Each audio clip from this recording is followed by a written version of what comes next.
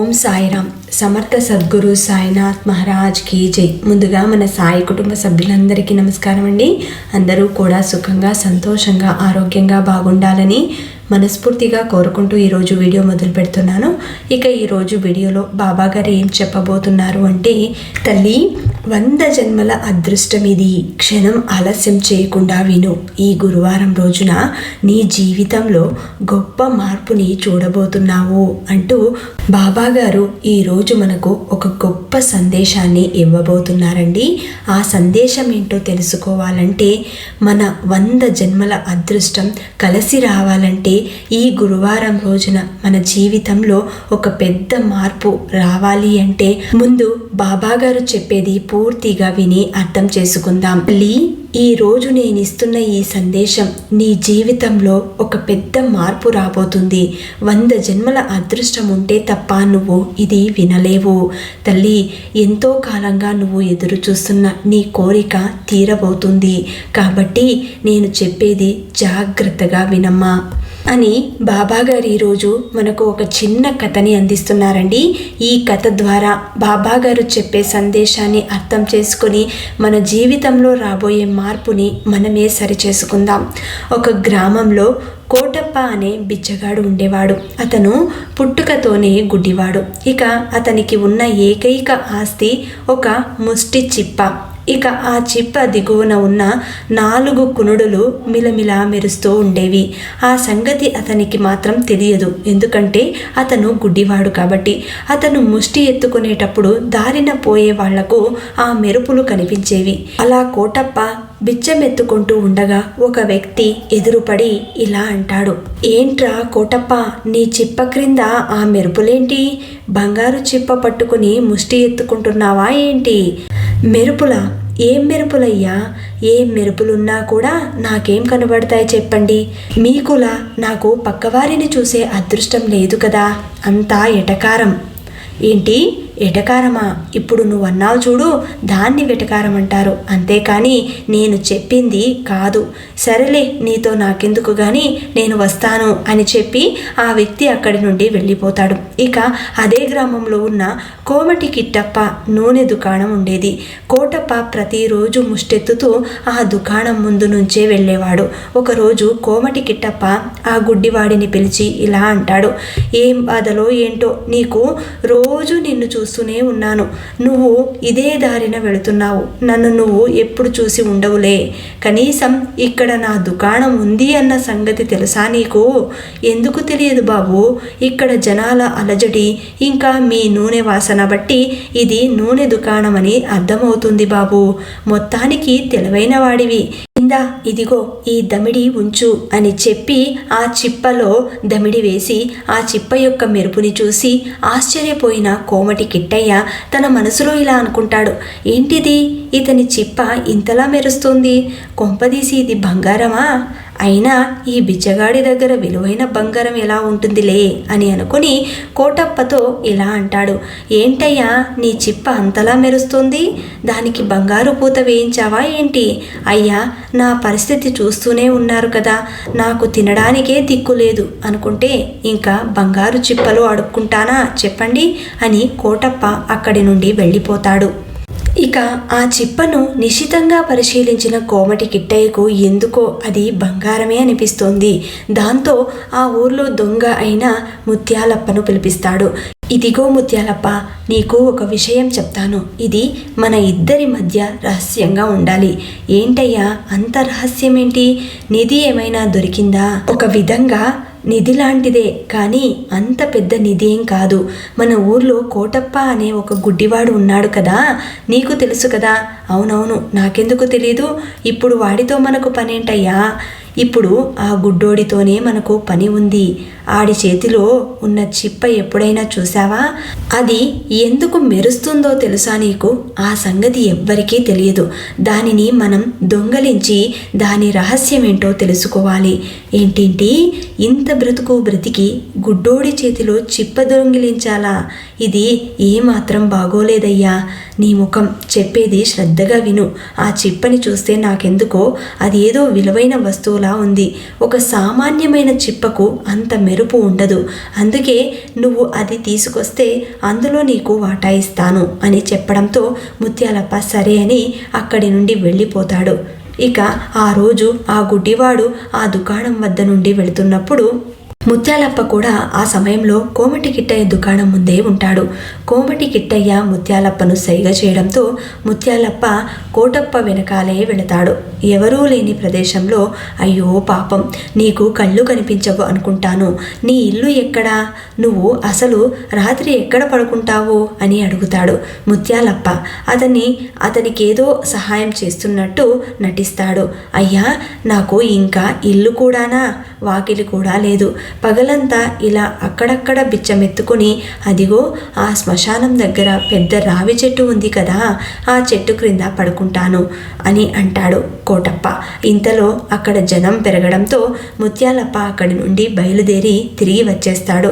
అతన్ని చూసి కోమటి కిట్టయ్య ఇలా అంటాడు, ఏమిటి ఒట్టి చేతులతో వచ్చావే? నువ్వు ఆ గుడ్డోడి దగ్గర నుండి ఆ చిప్ప తీసుకుని వస్తావని ఎదురు చూస్తూ ఉంటే, ఇలా పట్టపగలే మనం దొంగలిస్తే అతనికి కళ్ళు లేవేమో కానీ చుట్టుప్రక్కల ఉన్నవారికి ఉన్నాయి కదా, ఎవరైనా చూస్తే ఇక నా పని గోవిందా. అందుకే వాడు ఎక్కడ ఉంటాడో కనుక్కొని వచ్చాను. ఈరోజు రాత్రికి ఆ చిప్పని ఎలాగైనా సరే తీసుకొచ్చి మీ చేతిలో పెడతాను.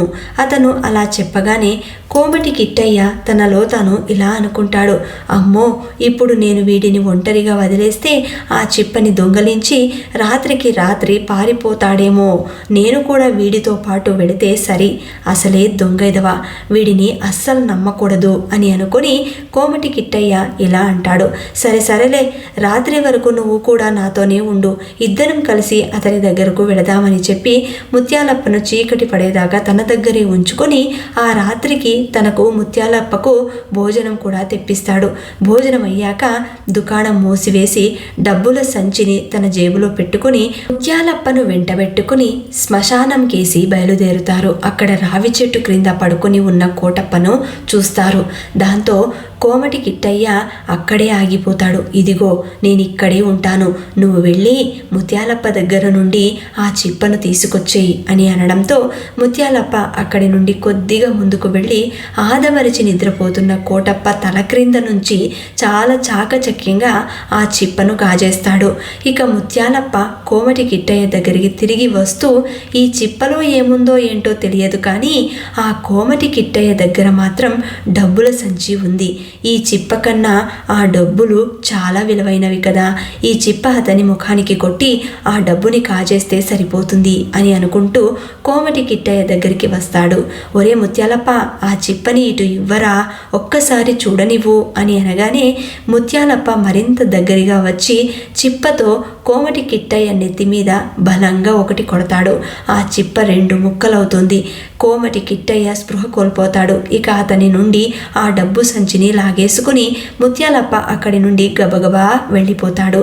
అలా కొంతసేపటికి తెలివి తెచ్చుకున్న కోమటి కిట్టయ్య, అయ్యో, నిన్ను నమ్మినందుకు ఎంత పని చేశావురా ముత్యాలు, నన్ను కొట్టి నా దగ్గర ఉన్న డబ్బు సంచి కూడా ఎత్తుకుపోయావు కదా, పోతే పోయింది, ముక్కలైన ఈ ముష్టి చిప్పైనా మిగిలింది. ఈ ముక్కల్ని వెంటనే పట్టుకెళ్ళి బంగారం పనోడి దగ్గర విలువ కట్టిస్తాను. ఆ ముక్కలైన ముష్టి చిప్పను తీసుకెళ్లి తిన్నగా కంసాలి ఆచారి ఇంటికి వెళతాడు. ఏవండి, కోమటి కిట్టయ్య గారు ఇలా అర్ధరాత్రి వేళ వచ్చారేంటి? ఏదైనా ముఖ్యమైన పనా? అవును, ముఖ్యమైన పనే. ఇదిగో ఈ చిప్ప ముక్కల క్రింద కుందులున్నాయి కదా, వాటిని తీసి చూడండి అని అంటాడు కోమటి కిట్టయ్య. ఇక ఆచారి ఆ కుందులను ఊడగొట్టి చూస్తే అవి బంగారంలా మెరుస్తూ ఉంటాయి. దాంతో తనలో తాను ఏదో ఆలోచించుకుని కోమటి కిట్టయ్య, ఇది మరి అంత గొప్ప సరికేం కాదు, 100 వరహాలు ఇస్తాను, నాకు ఇచ్చేయండి అని ఆచారి చెప్పగా కోమటి కిట్టయ్య తన మనసులో ఇలా అనుకుంటాడు, సంచిలో ఉన్న 50 వరహాలు కొట్టేశాడు, ఇతను ఇప్పుడు 100 వరహాలు ఇస్తాను అంటున్నాడు, సగానికి సగమే లాభమైతే వస్తుంది అని సరిపెట్టుకుని ఆ కుందులు ఆచారికి ఇచ్చేసి తన వద్ద నుండి ఆ 100 వరహాలు తీసుకుని కోమటి కిట్టయ్య ఇంటికి వెళ్ళిపోతాడు. ఇక అదే సమయంలో కోమటి కిట్టయ్యకు ఆచారికి మధ్య జరిగిన సంభాషణ 2 దొంగలు వింటారు. కానీ ఆ ఆచారి ఆ కుందులను కాల్చి చూస్తాడు. అయ్యో, ఇవి ఇత్తడి ముక్కల్లా ఉన్నాయి, వీటిపైన 10 వరహాల బంగారపు పూత మాత్రమే ఉంది. ఆ కోమటి కిట్టయ్య నన్ను మోసం చేశాడు. తెల్లవారగానే వెళ్ళి నా డబ్బు నేను తిరిగి తెచ్చుకోవాలి. ఆ ఇత్తడి ముక్కలను అక్కడే పెట్టి తన భార్యకు చెప్పి ఆచారి అక్కడే నిద్రపోతాడు. ఇక ఆచార్య నిద్రపోగానే ఆ ఇంట్లో 2 దొంగలు చొరబడి ఆ ఇత్తడి ముక్కలను దొంగలించి ఊరి బయటకు పారిపోతారు. ఇక తెల్లవారగానే ఆచారి లేచి ఆ ఇత్తడి ముక్కల కోసం వెతుకుతాడు. కానీ అవి ఎక్కడా కనిపించవు. ఒసే సీత, రాత్రి ఈ పెట్టె మీద 2 ఇత్తడి ముక్కలు పెట్టాను కదా, కనిపించడం లేదేంటి? నువ్వేమైనా తీసావా? నేను అస్సలు వాటిని చూడనే లేదండి. రాత్రి మీతో పాటు నేను కూడా నిద్రపోయాను కదా, మిమ్మల్ని మోసం చేసి మళ్ళీ ఆ కోమటి కిట్టయ్య వచ్చి తీసుకెళ్లాడేమో చూడండి అని అనడంతో వెంటనే ఆ ఆచారి కోమటి కిట్టయ్య దుకాణం వద్దకు వెళతాడు. కోమటి కిట్టయ్య గారు, రాత్రి మీరిచ్చినది ఒట్టి ఇత్తడి ముక్కలు, నా 100 వరహాలు నాకు ఇచ్చేయండి అని అంటాడు ఆచారి. కోమటి కిట్టయ్య అనుమానంగా ఆచారి కేసి చూసి, సరే అయితే నిన్న రాత్రి నేను నీకిచ్చిన 4 ఇత్తడి ముక్కలు నాకిచ్చేయి, నీ 100 వరహాలు నీకు తిరిగి ఇచ్చేస్తాను అని అనగానే ఆచారి చేసేదేమీ లేక ఆ డబ్బుపై ఆశ వదులుకొని అక్కడి నుండి తిరిగి వస్తూ ఉండగా ఊరి బయట దొంగలు 2 ముక్కలను పంచుకోవడంతో తగాదా పడుతూ ఉంటారు, కొట్టుకుంటూ ఉంటారు. వాళ్ళు ఆచారిని చూసి పారిపోతారు. పట్టుకోండి, ఆ దొంగ విధవల్ని పట్టుకోండి అంటూ కేకలు పెడతాడు ఆచారి. ఇక అక్కడే ఉన్న రాజభటులు ఆ దొంగలిద్దరిని పట్టుకుని కంసాలి ఆచారిని కూడా వెంటబెట్టుకుని రాజుగారి దగ్గరికి వెళతారు. మీరిద్దరు ఎందుకు కొట్టుకుంటున్నారు? ఈ ఆచారి మిమ్మల్ని పట్టుకోమని ఎందుకు కేకలు పెట్టాడు అని మహారాజు అడగగా దొంగలిద్దరూ చేతులు జోడించి, మహారాజా, మేము అర్ధరాత్రి వేళ ఆచారి ఇంట్లో ఈ ముక్కలను దొంగలించాము. వాటిని పంచుకోవడంలో మేము తగాదా పడుతూ ఉంటే ఈ ఆచారి చూశారు. మేము అక్కడి నుండి తప్పించుకొని పారిపోతూ ఉంటే మీ భటులు మమ్మల్ని పట్టుకున్నారు అని చెబుతారు. వాళ్ళు దాంతో మహారాజు ఆచార్యని చూసి, అసలు ఈ ముక్కలు నీకెక్కడివి, నీకెవరిచ్చారు? మహారాజా, నూనె దుకాణం కోమటి కిట్టయ్య వీటిని బంగారు కుందులు అని చెప్పి నా దగ్గరకు తీసుకొచ్చాడు. వీటిని బంగారమని చెప్పి అమ్మాడు. నేను నిజంగానే బంగారమని ఆశపడి ముందు వెనక ఆలోచించకుండా వాటికి 100 వరహాలు లెక్క కట్టి అతని దగ్గర కొన్నాను. అయితే వీటిని కరిగించి చూస్తే ఇత్తడి ముక్కల మీద బంగారపు పూత అనే నాకు తెలిసిపోయింది. దాంతో కోమటి కిట్టయ్య నన్ను మోసం చేశాడు అని గ్రహించి రాత్రి వాటిని మా ఇంట్లోనే పెట్టుకున్నాను. ఇక తెల్లవారగానే లేచి చూసేసరికి అవి లేవు. కోమటి కిట్టయ్య దగ్గరికి వెళ్ళి అడిగితే ఆ ఇత్తడి ముక్కలు ఇచ్చి నీ 100 వరహాలు తీసుకో అన్నాడు. ఈ దొంగలిద్దరూ ఇత్తడి ముక్కల కోసం తన్నుకుంటూ కనిపించారు అని ఆచారి జరిగిందంతా వివరంగా మహారాజు గారికి చెప్తాడు. దాంతో మహారాజు వెంటనే కోమటి కిట్టయ్యను పిలిపిస్తాడు. కోమటి కిట్టయ్య, ఈ ముక్కలు బంగారపు ముక్కలు అని చెప్పి వీటిని ఆచారికి అమ్మావని అతను చెబుతున్నాడు. అసలు ఈ ముక్కలు నీకెక్కడివి అని అడగగా కోమటి కిట్టయ్య నీళ్లు నములుతూ తాను ఆ ముత్యాలప్ప కలిసి ఆ గుడ్డివాడి ముష్టి చిప్ప దొంగలించామని, తర్వాత ఆ ముత్యాలప్ప చేసిన ద్రోహం, వాళ్ళ మధ్య జరిగిన సంభాషణంతా వివరంగా తెలియజేస్తాడు కోమటి కిట్టయ్య. మహారాజుకి సమాజంలో గౌరవప్రదమైన వ్యాపారం చేసుకుంటూ ఇలా ఒక ముష్టివాడి దగ్గర చిప్పను కాజేయడానికి నీకు సిగ్గుగా లేదు? అసలు ఆ ముత్యాలప్ప ఎక్కడ? వెంటనే వాడిని కూడా పిలిపించండి. ఆ గుడ్డివాడికి మోసం చేసినందుకు వీరికి తగిన శిక్షని విధిస్తాను. ప్రభు, జరిగిన విషయం తెలుసుకుని ఆ ముత్యాలప్ప ఊరు వదిలి పారిపోయాడు. సరే అయితే ఆ గుడ్డివాడైన కోటప్పని పిలవండి అని భటులను ఆజ్ఞాపిస్తాడు మహారాజు.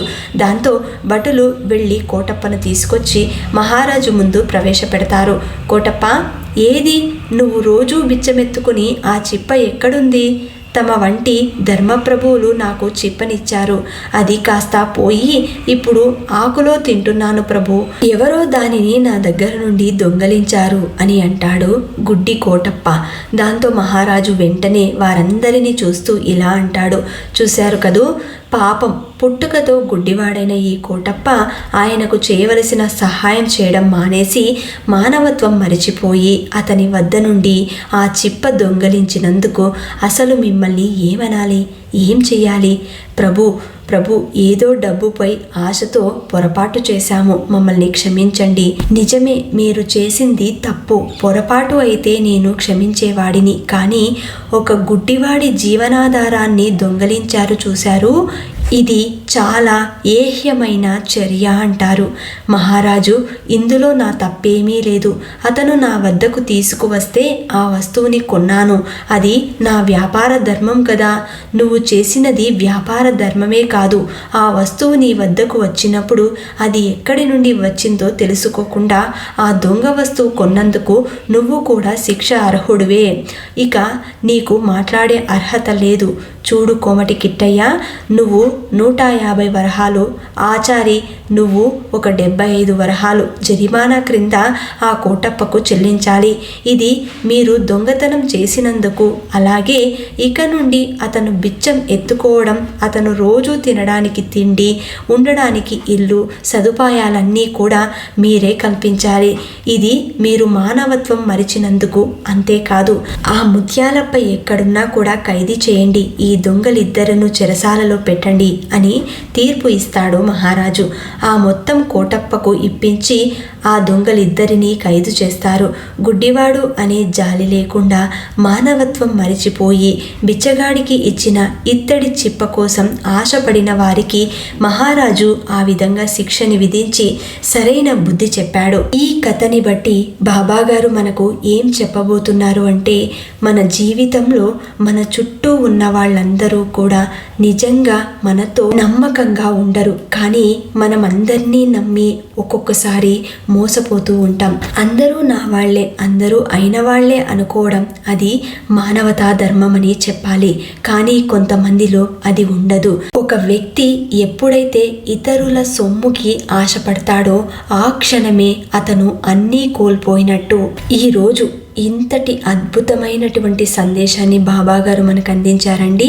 రేపటి రోజున, గురువారం రోజున ప్రతి ఒక్కరూ బాబాగారు చెప్పిన విధంగా ఎంతో అదృష్టంతో కూడినటువంటి గొప్ప మార్పుని చూడబోతున్నారు. వారి వారి జీవితాలలో ఎంతో అదృష్టాన్ని నోచుకున్నారు అని బాబాగారు ఈరోజు మనకి ఈ సందేశాన్ని అందించారండి. మనం చేసే తప్పులను సరిచేసుకోవడానికే ఈ సందేశం. మరి ఈ వీడియో కనుక మీకు నచ్చితే శ్రద్ధ సబూరి అని కమెంట్ చేయండి. అలాగే ఈ వీడియోని 10 మందికి అందేలాగా షేర్ చేయండి, లైక్ చేయండి. మళ్ళీ ఇంకొక మంచి వీడియోతో మీ ముందుంటాను. అంతవరకు సెలవు. సర్వే జన సుఖినో భవంతు. సర్వం శ్రీ సాయినాథార్పణమస్తు.